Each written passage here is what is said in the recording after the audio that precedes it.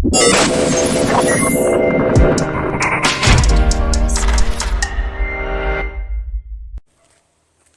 everybody. So the day has finally come for us to start collecting asparagus seeds.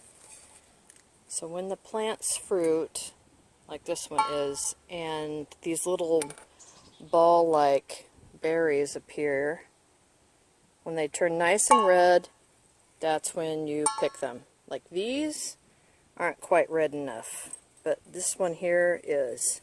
And it's a true red, like a fire engine red. So what we're going to do is pick these, and you can see this bush has quite a few on it. One of my biggest female producers. And then this bush over here does have a significant number. They're kind of hidden around in here though. These are surrounded by big tomato plants. You can see there's a big green tomato in there. And some, let's go it in a little bit, beginning to ripen tomatoes in here.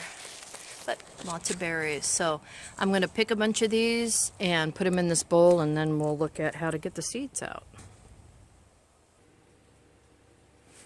Alright, so I've got fair amount of seeds in here, or pods I should say. Each pod will have several seeds in it, but I like to put them in a little bowl of water.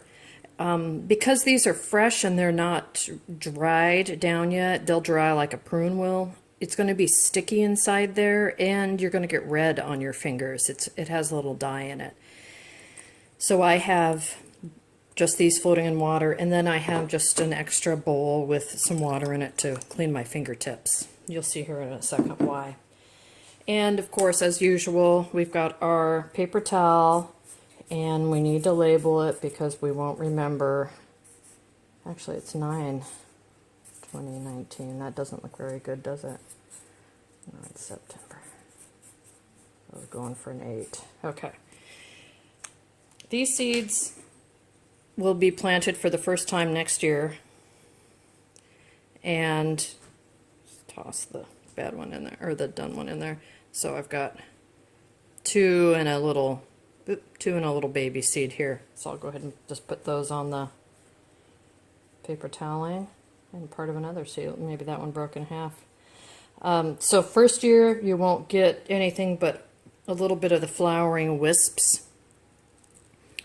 The second year, you'll probably get a few asparagus.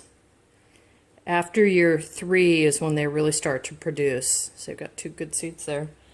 And they'll produce for over 20 years. So asparagus is a good long-term vegetable to have. They're very nutritious, very super easy to grow. We have other videos on them, so I'm sure you've seen those. Or you can watch them anytime you like.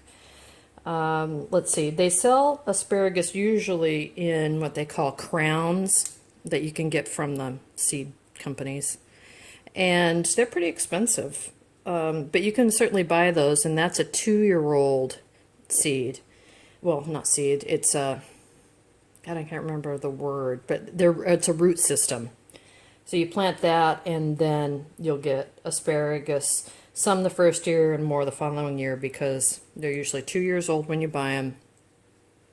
But to spend that kind of money, $10, $15 on a plant that you can grow yourself, if you're patient, it seems a little ridiculous to me. And especially once you've got mature plants, see, look at all those seeds, you can save the seeds like I am and share them with your friends and family, neighbors, bartering.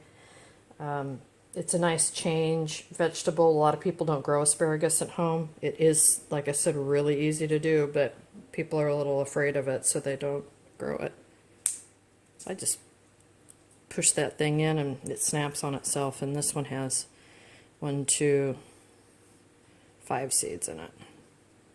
So anyway, that's how you do it. We'll let these stay on this cloth till they really dry out, then we'll pack them away.